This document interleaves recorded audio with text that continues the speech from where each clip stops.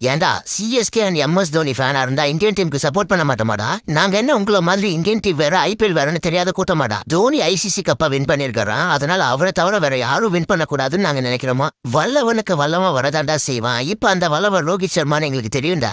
ஒருத்த வேணும்னே champions trophy ஃபைனலுக்கு முன்னாடியே வீடியோ போடுறான். இனி ஐசிசி டோர்னமெண்ட்ஸ்ல அதிகமான கப்பை வின் பண்ண ஒரே கேப்டன் ரோஹித் சர்மாவா தான் இருக்கணும். வேற எவனையும் கேப்டன் சொல்லக்கூடாதுன்னு தோனி ஒம்புக்கு. சரி, ரோஹித் சர்மாவே பெஸ்ட் கேப்டனா இருந்துட்டு போட்டோம். ரோஹித் சர்மாவும் இந்தியன் தானே? நாங்களே பயங்கரமா ஃபீல் பண்ணிட்டு இருக்கோம். ரோஹித் சர்மா அந்த 2023 வேர்ல்ட் கப் ஃபைனல்ல மட்டும் வின் பண்ணிருந்தானா இந்நேரம் அவன் கையில 3 கப்பு இருக்குன்னு தேவையில்லாம தோனி மயிரை பிடிங்கி ஒம்புக்கு.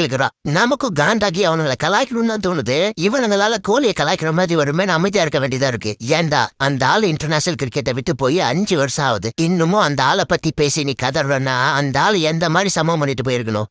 எப்பாடே இந்த சண்டையில நீங்க சப்ஸ்கிரைப் பண்ணாம போயிட போறீங்க.